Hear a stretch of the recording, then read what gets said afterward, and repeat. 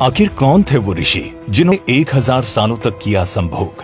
दोस्तों, क्या आपको पता है पौराणिक काल में एक ऐसे भी ऋषि थे जिन्होंने 1000 सालों तक संभोग किया था। दोस्तों, वैसे तो प्राचीन काल में हमारे देश में ऐसे बहुत से ऋषि महर्षि हुए जिनके तपोबल से देवताओं के राजा कहे जाने वाले इंद्र भी घबरा जाते थे और देवराज इंद्र उनकी तपस्या को भंग करने के लिए अप्सराओं को भेजा करते थे।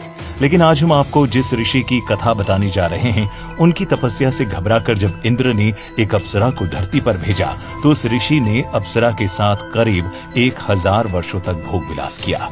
दोस्तों, पौराणिक काल में वेद के ज्ञाताओं में श्रेष्ठ और महान ऋषि कंडू हुआ करते थे, जिनका आश्रम गोमती नदी के तट पर हुआ करता था। एक बार की बात है, जब ऋषि कंडू ने घोर तपस्या करना शुरू किया, वो तपस्या में इतने लीन थे कि उन्हें किसी भी चीज का आभास ही नहीं होता था। इस तरह ऋषि को तपस्या में लीन देखकर देवराज इंद्र घबरा गए। उन्हें ये डर सताने लगा कि कहीं ऋषि कंडू उन्हें स्वर्ग के सिंहासन से दूर न कर दे, और इसी के डर के कारण इंद्रदेव ने ऋषि कुंडू की तपस्या भंग करने के लिए प्रमलूचा नामक की अप्सरा को पृथ्वीलोक पर भेजने का निश्चय किया। फिर उन्होंने अप्सरा को अपनी सारी योजना बताई। देवराज इंद्र की योजना के अनुसार प्रमलूचा पृथ्वीलोक के लिए प्रस्थान कर गई। अप्सरा जब ऋषि कंडू के सामने प्रकट हुई तो ऋषि कंडू उसके रूप और सौंदर्य को देखकर उस पर मोहित हो गए और उसे अपने साथ लेकर मंदराचल पर्वत की गुफाओं में चले गए। वहीं गुफा के अंदर 100 से अधिक सालों तक अप्सरा प्रमलूचा के साथ भोग विलास करते रहे। 100 वर्ष जब बीत गए तब एक दिन अप्सरा ने ऋषि कंडू से कहा कि हे ऋषिवर, अब मैं स्वर्गलोक वापस जाना चाहती हूँ, इसीलिए आप मुझे प्रसन्नता पूर्वक विदा कीजिए।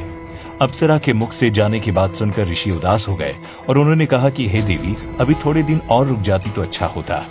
ऋषि को उदास देखकर प्रमलूचा पृथ्वीलोक पर और कुछ दिन रुकने को मान गई और फिर ऋषि कंडू ने अगले 100 वर्षों तक उसी गुफा में अप्सरा के साथ भोग विलास किया।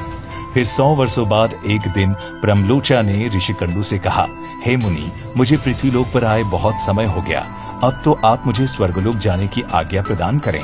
ऋषि कंडू उसकी बात सुनकर फिर व्यथित हो गए और बोले, हे देवी, अभी कुछ दिन और रुको। ऐसा ही करते हुए कई 100 साल गुजर गए और जब भी प्रमलूचा स्वर्गलोक जाने की बात ऋषि से कहती तो वो किसी भी तरह से उन्हें मना लेते और अप्सरा ऋषि के श्राप के डर से कुछ न कह पाती। वहीं एक तरफ महर्षि के काम वासना में लिप्त होने से अप्सरा के प्रति नित्य उनका प्रेम बढ़ता ही जा रहा था। एक दिन की बात है, जब ऋषि कंडू तेजी से अपनी कुटिया से निकल रहे थे, तभी प्रमलूचा उनके पास आई और कहने लगी, हे मुनि, आप कहाँ जा रहे हैं? तब ऋषि कंडू ने कहा कि हे भद्रे, दिन अस्त हो चुका है, अतः मैं संध्या उपासना करने जा रहा हूँ। अगर ऐसा नहीं किया तो मेरा धर्म नष्ट हो जाएगा। ये सुनकर अप्सरा मुस्कुराए बिना ना रह सकी और बोली, हे सब वेदों के ज्ञाता, इतने वर्षों में क्या आज पहली बार सूर्यास्त हुआ है? जो संध्या वंदन नहीं करेंगे तो आपका धर्म नष्ट हो जाएगा। इस प्रकार के वचन सुनकर ऋषि कंडू बोले कि हे भद्रे, नदी के इस सुंदर तट पर आज सवेरे ही तो तुम आई हो। मुझे भली भांति स्मरण है, मैंने आज ही तुमको अपने आश्रम में प्रवेश करते देखा था। अतः अब दिन के समाप्त होने पर संध्या काल हुआ है, ऐसा लगता है कि तुम मेरे साथ उपहास कर रही हो। तब प्रमलूचा ने ऋषि से कहा कि हे ब्राह्मण श्रेष्ठ, आपका ये कथन सत्य है कि आपके आश्रम में मैं सवेरे आई हूँ, परंतु आज नहीं। जिस सुबह मैं यहाँ आई थी उस समय को तो सैकड़ों वर्ष बीत चुके हैं।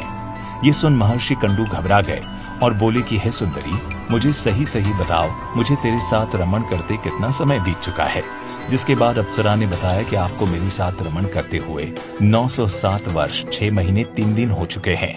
ये सुनकर ऋषि कंडू हैरान हो गए और बोले, हे प्रिय, क्या तुम सत्य कह रही हो या फिर मेरे साथ कोई मजाक कर रही हो? मुझे तो ऐसा प्रतीत होता है कि मैं तुम्हारे साथ एक दिन ही रहा हूँ। तब अप्सरा बोली कि हे ब्राह्मण, मैं आपसे झूठ कैसे बोल सकती हूँ, वो भी उस समय जब आप अपने धर्म मार्ग का अनुसरण करने के लिए तत्पर होकर मुझसे पूछ रहे हो। मैं यहाँ किसी के कहने से आई थी। ऋषि, आप क्रोधित ना हो, मैं आपको सारी घटना का सत्य बताती हूँ, परंतु हे ऋषि, मेरा इसमें कोई दोष नहीं है, इसीलिए मुझे क्षमा कर दीजिएगा। जिसके बाद क्रोधित होकर ऋषि कंडू ने कहा कि जल्दी बताओ, तुम्हें यहाँ किसने भेजा था? प्रमलूचा ने ऋषि की बात का उत्तर देते हुए कहा कि आपकी तपस्या से देवराज इंद्र को डर लगने लगा था और उन्होंने ही आपकी तपस्या भंग करने के लिए मुझे यहाँ भेजा था। प्रमलूचा के मुख से ऐसे वाक्य सुनकर ऋषि कंडू व्याकुल हो गए और बोले कि मुझे धिक्कार है, मेरा धर्म नष्ट हो गया।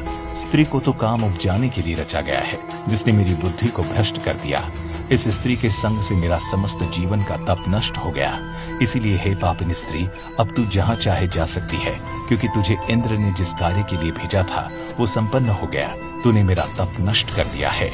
महर्षि को इस तरह क्रोधित देख अप्सरा भय से कांपने लगी, जिस वजह से उसका पूरा शरीर पसीने से भीग गया था। जिसके बाद प्रमलूचा आश्रम से निकल गई तथा आकाश मार्ग में जाते समय उसने अपना सारा पसीना सुंदरी वृक्ष के पत्तों पर पोंछते हुए एक वृक्ष से दूसरे वृक्ष पर चलती गई। उस समय ऋषि ने जो गर्भ प्रमलूचा में स्थापित किया था वो भी अप्सरा के रोम छिद्रों से निकलकर पसीने के रूप में उसके शरीर से बाहर आ गया।